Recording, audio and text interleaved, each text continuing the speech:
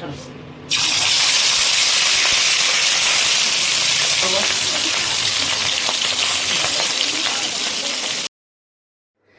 বন্ধুরা, সবাই ভালো আছেন তো?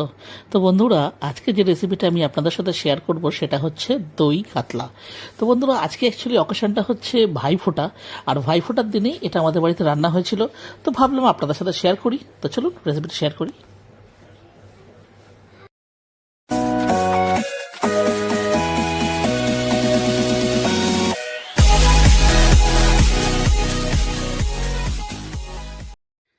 তো দেখুন বন্ধুরা, এখানে আমরা বাজার থেকে দেখুন কাতলা মাছ কাটিয়ে নিয়ে এসেছি।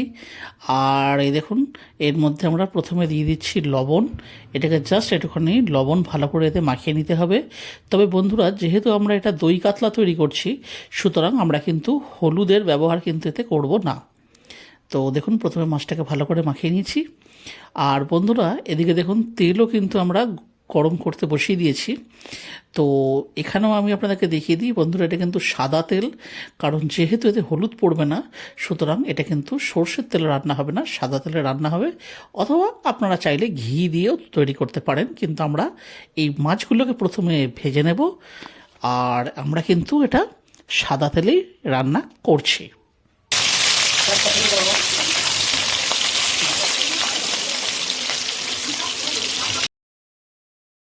তো দেখুন বন্ধুরা, এক পিঠ করে কিন্তু ভাজা হয়ে গেছে। আর আমরা এবারে জাস্ট মাছের এই পিসগুলোকে উল্টে পাল্টে একটু দেব। এবং বন্ধুরা, একটু মাথায় রাখতে হবে যে আমরা এটা বানাচ্ছি দই কাতলা, কোনো হলুদের ব্যবহার করব না। কিন্তু তার মানে কিন্তু এটা নয় যে মাছগুলোকে সফট টাইপের কিন্তু ভাজবো, তা নয়। আমাদের কিন্তু মাছগুলোকে খুব ভালো করে দুপিঠ একটু লাল লাল করে ভেজে নিতে হবে।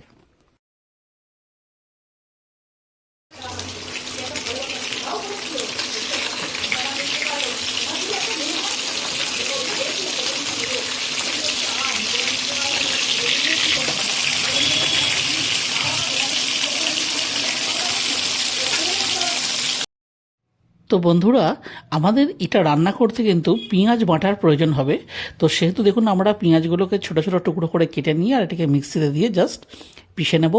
আর এদিকে মাছগুলোকে খেয়াল রাখতে হবে যাতে কোনো একটা সাইড যেন এঁচে না যায়, মানে যেন দু পিঠ সমানভাবেই যেন এইভাবে জাস্ট ভাজা হয়।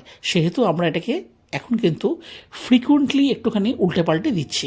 দেখুন, এখানে সুন্দর কিন্তু মানে সুন্দর একদম কিন্তু লাল লাল করে কিন্তু ভাজা হয়ে গেছে। এই দেখুন।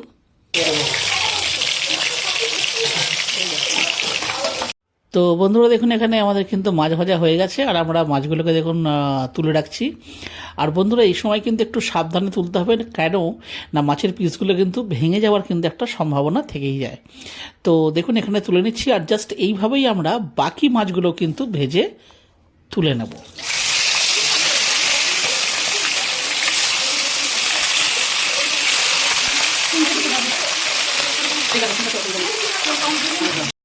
তো বন্ধুরা, এখানে কিন্তু দেখুন পেঁয়াজ বাটা রেডি হয়ে গেছে। আর বন্ধুরা, এটা কিন্তু হচ্ছে শুধুমাত্র আদা বাটা। আর এটা হচ্ছে বন্ধুরা পোস্ত, কাজু আর চারমগজ তিনটে এক করে এটা হচ্ছে বাটা। আর আমরা দেখুন ওই মাছ ভাজার তেলেই এটাকে আমরা রান্না করব। তো বন্ধুরা, কিছু গোটা গরম মশলা রয়েছে, দেখুন এখানে গোটা ফোড়ন রয়েছে, জিরে, তেজপাতা, শুকনো লঙ্কা, ছোটো এলাচ আর একটা দারচিনির টুকরো, ব্যাস। তো দেখুন, তেলটা এখানে যেই গরম হয়ে যাচ্ছে, আমরা এখানে দিয়ে দেবো প্রথমে এই ফোড়নটা। দিয়ে ফোড়নটা জাস্ট যতক্ষণ মানে আর কি একটু মানে লঙ্কাগুলো হালকা জাস্ট যখন দেখবেন একটু লাল লাল মতন হয়ে আসছে, দেখুন আমি এখানে গ্যাসের ফ্লেমটাও হাই করে দিলাম। মানে খুব একটা কিন্তু পুড়ে যাবে না, মানে কালো হয়ে যাবে না, তবে জাস্ট যেই একটু ভাজা ভাজা হয়ে যাবে, এর মধ্যে আমরা দিয়ে দেবো পেঁয়াজ বাটা।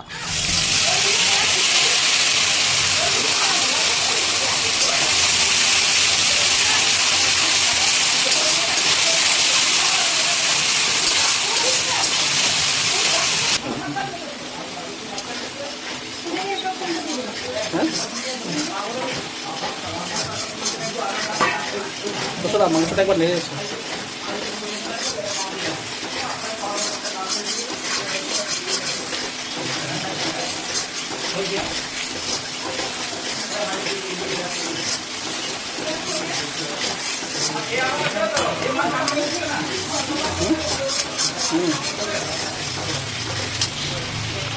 তো বন্ধুরা এখানে প্রায় 10 মিনিট মতন পেঁয়াজটা কিন্তু ভাজা হয়ে গেছে, আর এই সময়তে আমরা দিয়ে দিচ্ছি 2 চামচ মতন এতে আদা বাটা দিয়ে এটাকে ভালো করে এর সাথে ভাজতে হবে।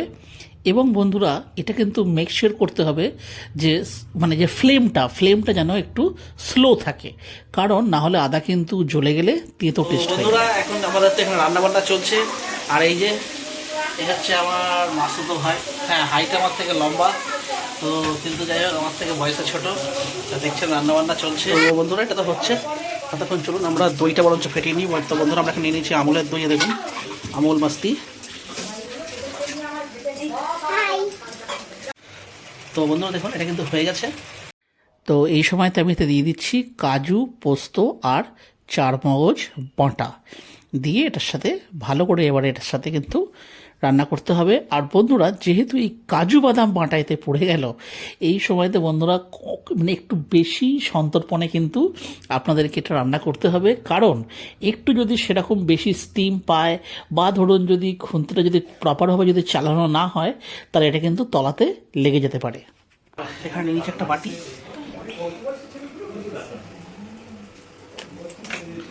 দেখবে যতটা লাগবে ততটাই যাবে।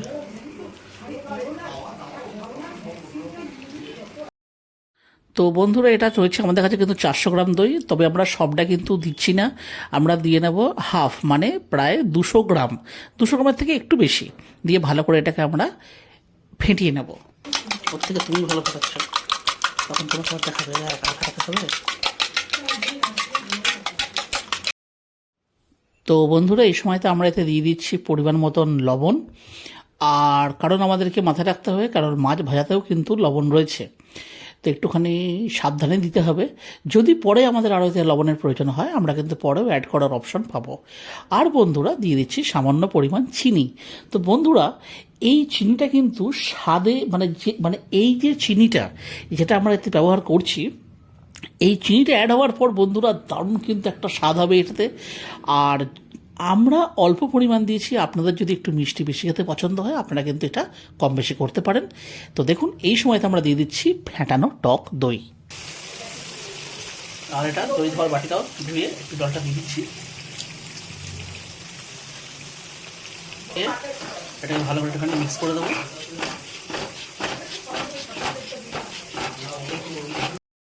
তো বন্ধুরা কষা কিন্তু একদম কমপ্লিট, এই দেখুন তেল দেখুন ছাড়তে শুরু করেছে, আর এই সময়তে আমরা দিয়ে দিচ্ছি এতে পরিমাণ মতন জল, যাতে মাছগুলো কিন্তু এতে ফুটবে সেই হিসেবে।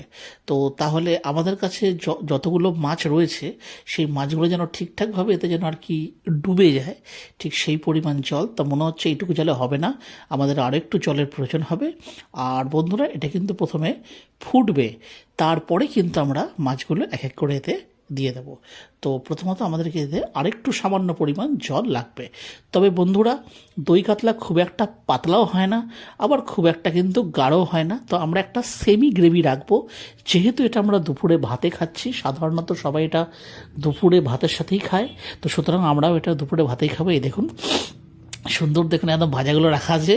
তো এই যে বন্ধুরা দেখুন এটা কিন্তু ফুটতে শুরু করেছে, আর এই সময়তে এক এক করে আমরা এর মধ্যে মাছগুলো দিয়ে দেবো।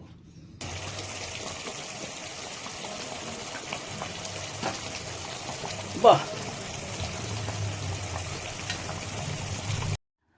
তো বন্ধুরা সমস্ত মাছগুলোকে দেখুন কিন্তু খুব ভালোভাবে কিন্তু এখানের মধ্যে ডুবে গেল। এইবারে এটা গ্যাসের ফ্লেমটা স্লো করে দিচ্ছি, আর এটাকে বন্ধুরা আমরা একটা ঢাকা চাপা দিয়ে দেবো জাস্ট 10 মিনিটের জন্য। তো দেখুন বন্ধুরা এখানে আমাদের 10 মিনিট হয়ে গেছে। ওয়াও, দারুণ সেন্ট এসছে বন্ধুরা, সুপার সুপার। তো বন্ধুরা দেখুন আপনাদের এটা দেখে মনে হতে পারে যে এত ঝোল এখনও, কিন্তু বন্ধুরা এটা কিন্তু ঢাকা চাপা দিয়ে 10 মিনিট ফুটলো, আমরা কিন্তু নর্মালিও এটা কিন্তু 10 মিনিট ফোটাবো ঢাকা চাপা না দিয়ে। আর তারপরে এই দেখুন আমি আপনাদেরকে দেখাচ্ছি, দেখুন 10 মিনিট হয়ে গেছে। আমরা ওপর থেকে ছড়িয়ে দিচ্ছি 1 চা চামচের মতন গোলমরিচের গুঁড়ো। এটা দিলে কিন্তু জাস্ট যখন আপনারা এটা খাবেন না, ঠিক তালুর কাছে গিয়ে একটা মানে হালকা একটুখানি ঝাল এই ব্যাপারটা কিন্তু আপনারা পাবেন। আর এই দেখুন দিয়ে দিচ্ছি ঘি।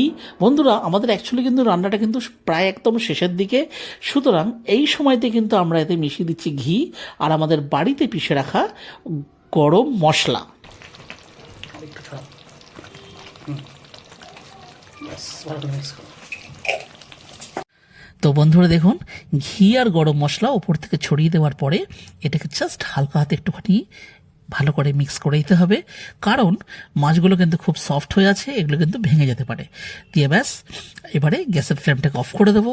তাহলে বন্ধুরা, আজকে আমাদের এই রেসিপিটা যদি আপনাদের ভালো লেগে থাকে তাহলে অবশ্যই ভিডিওটিকে একটি লাইক দেবেন। চ্যানেলে যদি কোনো নতুন বন্ধু এসে থাকেন তাহলে চ্যানেলটিকে অবশ্যই সাবস্ক্রাইব করে আমাদের পাশে থাকবেন। তাহলে আবার দেখা হচ্ছে অন্য একটা ভিডিওতে অন্য কোনো রেসিপির সাথে। ততদিন পর্যন্ত কিন্তু নিশ্চয়ই ভালো থাকবেন। টাটা। ভাল লাগে হাতে তোর হাত ধরে